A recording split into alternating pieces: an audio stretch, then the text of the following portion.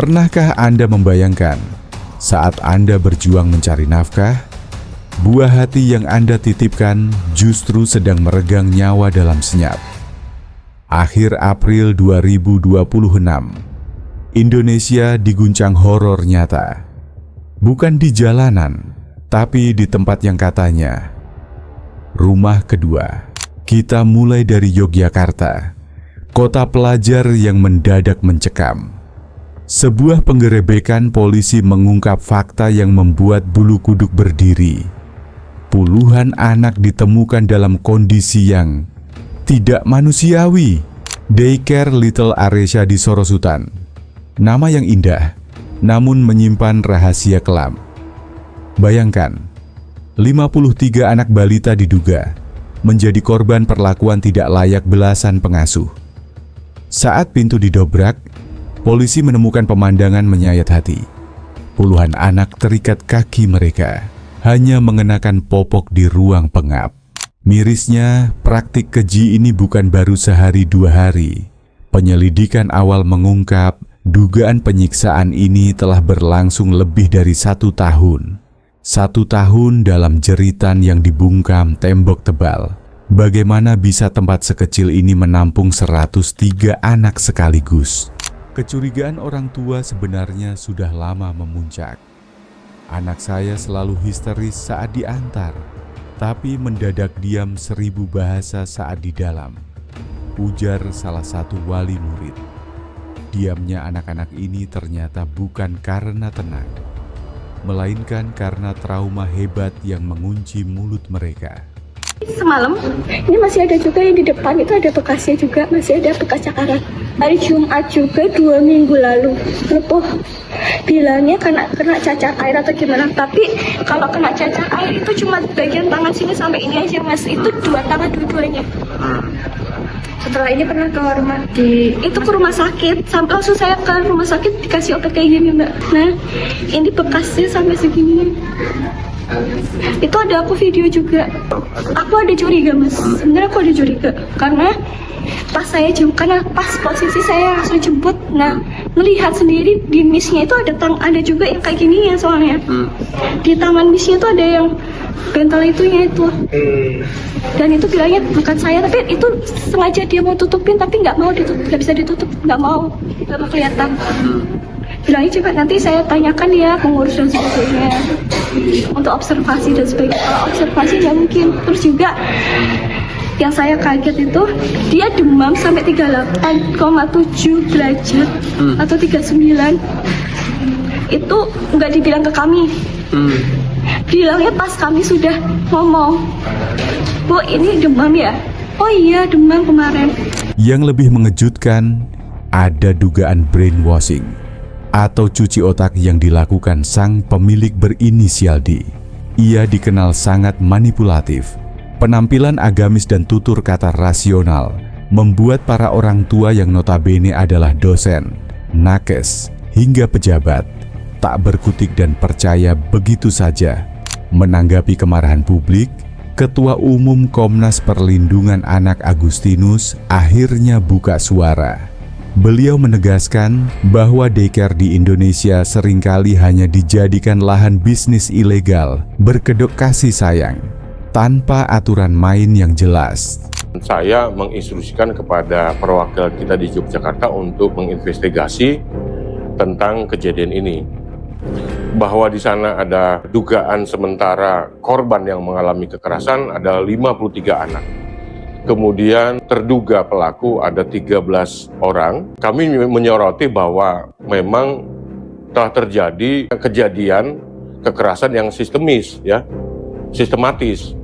Dan ini tentunya kami mendorong atau merekomendasikan agar mulai saat ini setiap kepala pemerintahan, baik di gubernur ya atau di kabupaten, bisa mengaudit seluruh daycare yang ada. Orang tua sudah memberikan kepercayaan kepada daycare yang seharusnya menjadi tempat aman untuk dititipkan anak.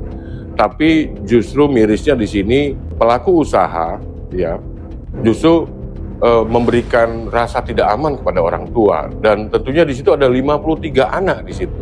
Masa depan kita sebagian ada di situ. Ini yang menurut Komnas Perlindungan Anak sangat keras mendorong agar pemerintah juga hadir untuk peristiwa ini. Komnas PA kini mendesak Kemendikdasmen agar segera merumuskan regulasi ketat. Daycare tidak boleh lagi berdiri sembarangan. Harus ada sertifikasi, harus ada standar pendidikan yang setara dengan PAUD. Negara tidak boleh absen saat anak-anak ini dieksploitasi. Belum kering air mata di Yogyakarta, kabar pilu kembali datang dari ujung barat Indonesia.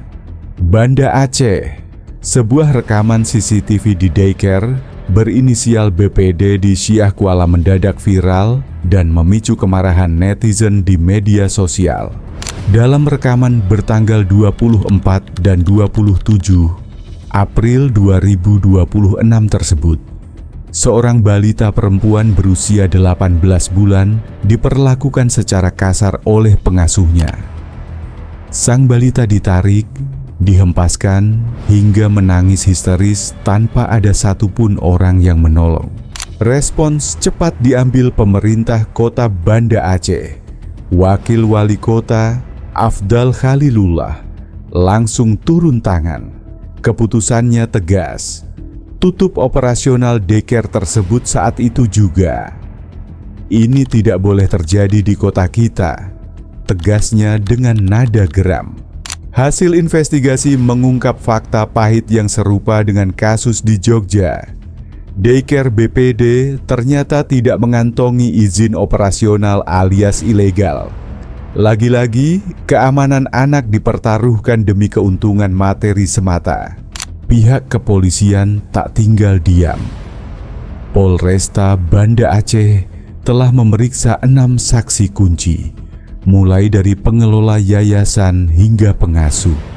1 orang terduga pelaku berinisial DS, 24 tahun, kini resmi mendekam di balik jeruji besi. Namun hukuman penjara saja tidak cukup bagi para orang tua yang hancur hatinya. Dampak psikologis pada balita-balita ini jauh lebih berat.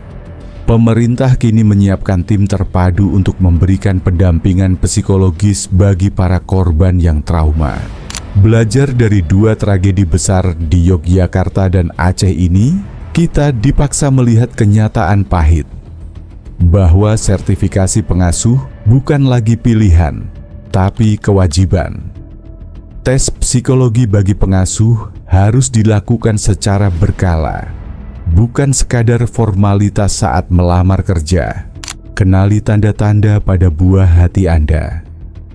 Perubahan perilaku sekecil apapun, seperti ketakutan yang tidak wajar atau luka yang tak jelas asalnya, bisa jadi adalah sinyal minta tolong yang tak terucap. Jangan biarkan rumah kedua mereka menjadi penjara yang menyiksa. Kita tentu berharap tindakan tegas terhadap Daycare Little Aresya dan BPD menjadi peringatan keras bagi pengelola lainnya. Jangan pernah main-main dengan perlindungan anak, karena masa depan bangsa ini ada di pundak mereka.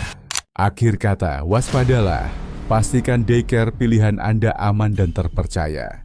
Sampai jumpa di ulasan mendalam selanjutnya. Tetap lindungi permata hati Anda.